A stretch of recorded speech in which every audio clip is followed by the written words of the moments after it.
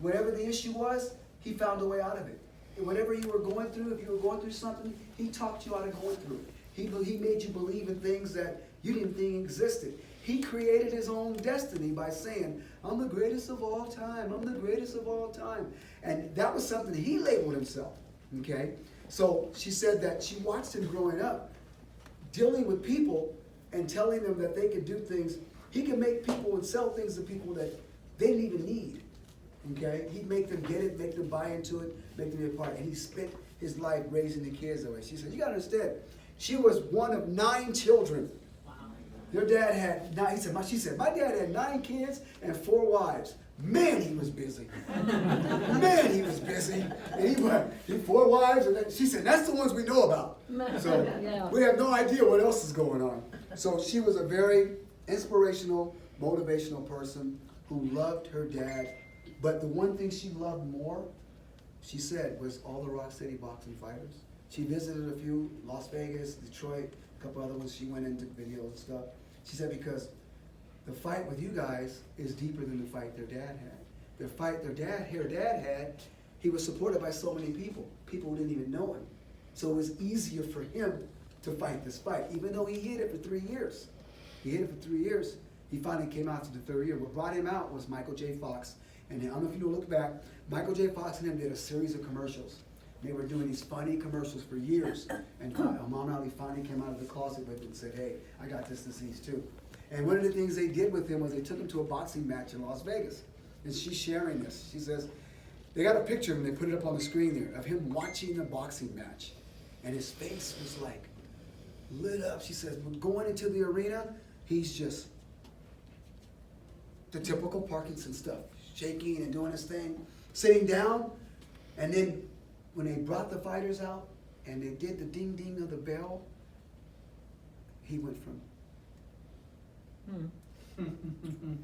he went from the seat to the ring. He was in his element. Yeah. And in his element, he didn't shake. He didn't have anything going on with Parkinson's. Why I say to you guys, go get your lives back. Go find what it is that you love to do that takes you out of the Parkinson's element and puts you in your element. So he watched the fight. Being Muhammad Ali, he's sitting there watching the fight, and remember, he's in the ring. He's throwing punches. They hadn't seen him throw punches in years. Okay? So after the fight, it was Sugar Shane Mosley and somebody. They go back in the dressing room. He's back there with the fighter, and they say, Dad, he says, what'd you think about that? So, wasn't it good? He goes, yeah, they were all right. He says, what do you mean they were? He said, I could take them. I could beat them. He says, as a matter of fact, you know what? I'm thinking about making a comeback. And remember, now he's talking to them. He's back, and he's doing this now again, okay? He can barely hold himself up. He can barely do anything.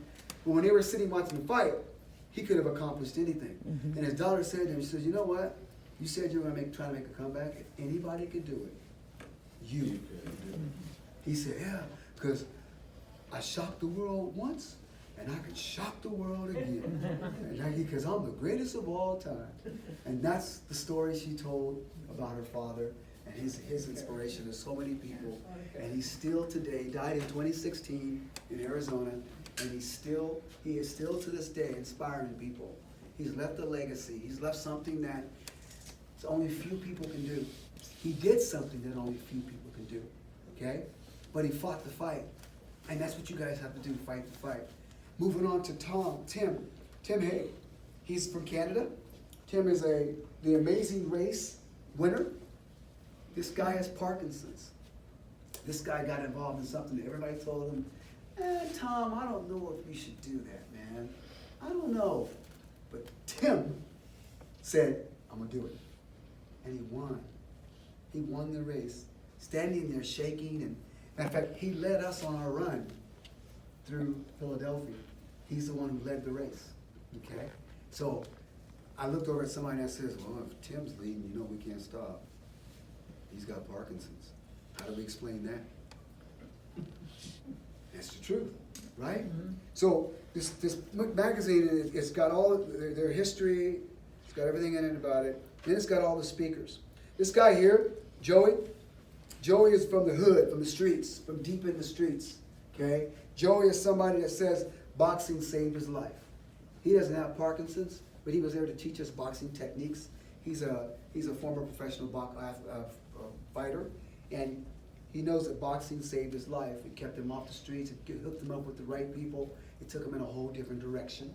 Okay, this gentleman here, Alan Kahn, is called the Godfather of the Speed Bag. Okay, he's got a busted shoulder, kind of like you. Okay, he's got a busted shoulder, kind of like you. Okay, he only lift his hand up here to hit the speed bag, but he's set a Guinness's World Book of Records for the fastest hits on the speed bag. He hits the speed bag from all 4 angles, front, back, and both sides. He's hitting here, comes this way, comes this way, he comes that way. But not separately, all together.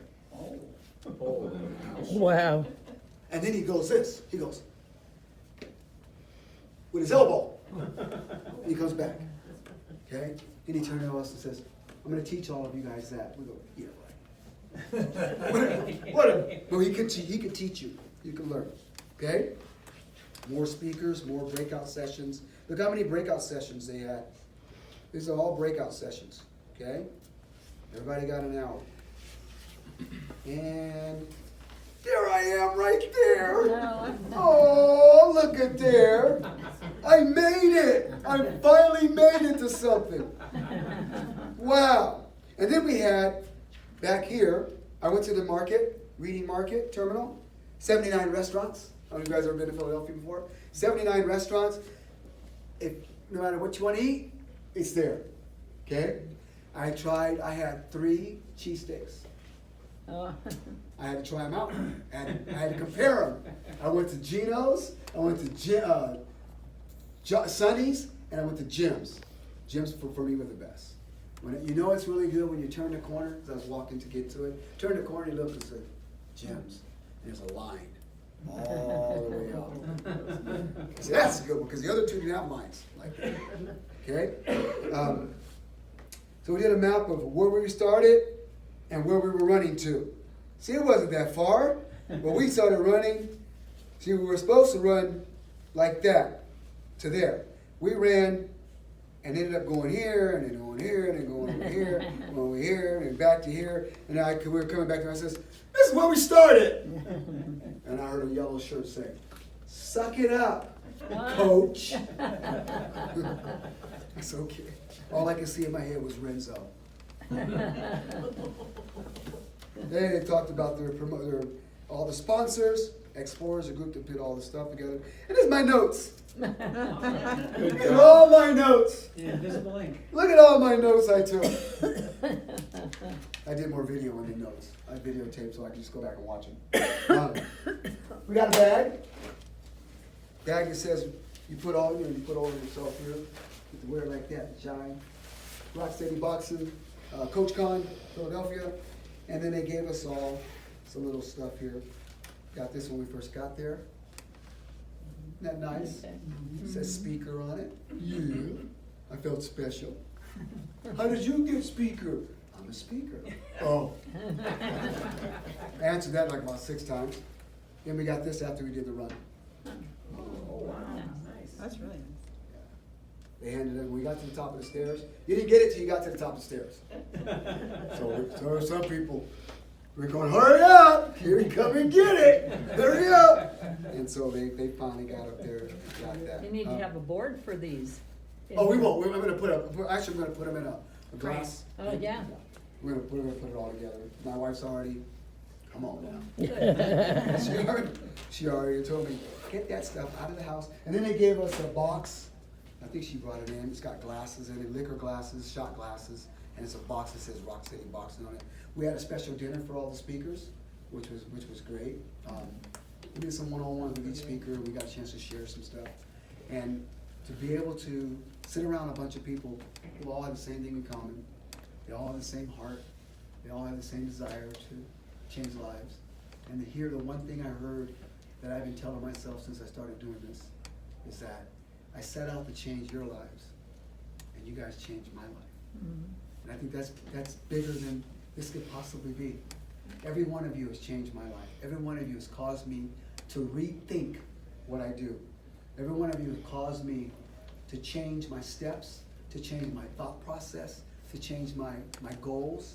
I've set different goals now because of you guys. And I want to thank you guys for that, because I would not be what I'm doing right now if it wasn't for you. I'm sorry you had to get Parkinson's for us to meet, but I believe that God has a reason for everything. God has a reason as to why he put that on you. God has a reason why he put diabetes on me. God has a reason as to why he put you with Mary, because nobody else would have taken the time to be with her. I'm telling you, you're with Renzo because